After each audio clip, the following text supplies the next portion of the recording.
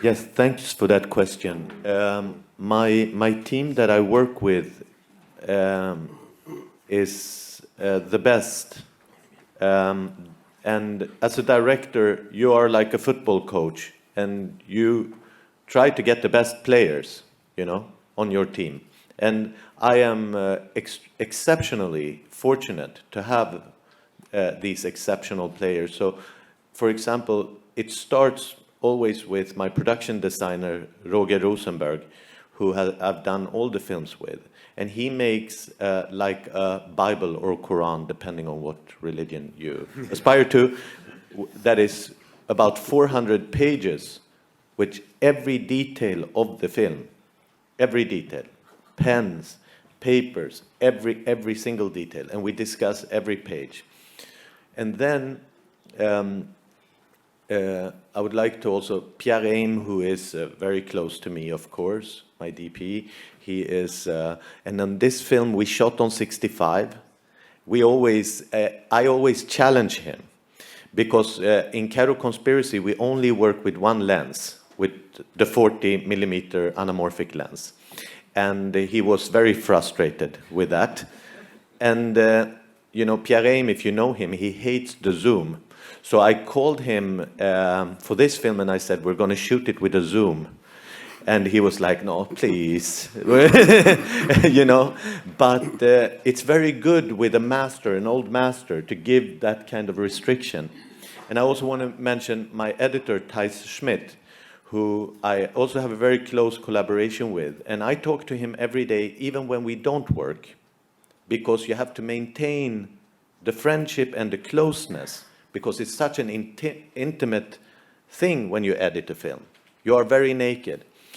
And Alexandre Desplat, just before I leave the mic to him, it was very embarrassing for me because I had temp scored with his music throughout my career.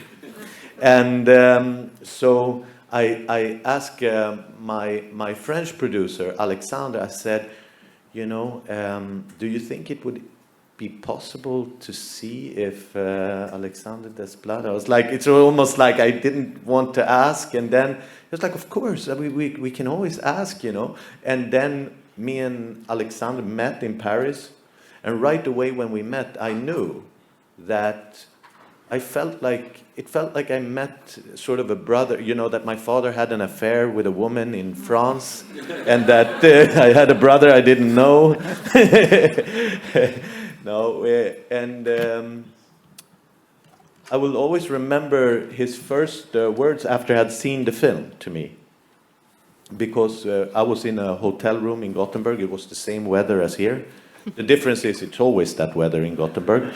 But and Alexander said to me, I saw the film, and it's about a man who sells his soul piece by piece. And I could not wait to hear him make the music for that character, how it feels. So I'm very grateful for that. Yes. Tarik, you mentioned, I'm sorry, here.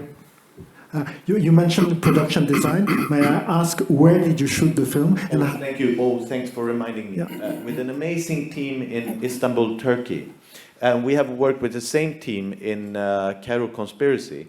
And it's absolutely wonderful to work in Turkey, because the film workers in Turkey are some of the best in the world. We know that from Nuri Ceylan's films, and it's a real artistry. And they are very, they have a lot of integrity, live under similar circumstances as Egyptians, but they actually stand up to the tyrant. Il y a une question. Quelqu'un? Je peux juste ajouter quelque chose sur la musique. Oui, pardon, Alexandre. Non, juste pour amplifier ce que disait Tarik sur le personnage de Fares. Maybe in English, yeah. Just to add to what Tarik was saying about Fares' character, George Fahmy. The temptation when you see a movie like this one is to follow the mystery, the action, what's on screen, but actually it's already on screen. And all the journey we chose to follow with Tarik was to not show what is on screen, but add something that would amplify the character's torments. You know? For instance, can you tell us an example of it?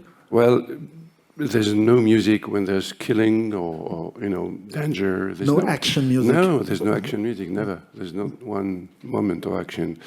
There can be tension somehow, but it's mostly the complexity, as you mentioned, Fares, the many layers of the character. We have, in the instrumentation, there's a very low drum, but there's flutes doing some kind of little clouds up there.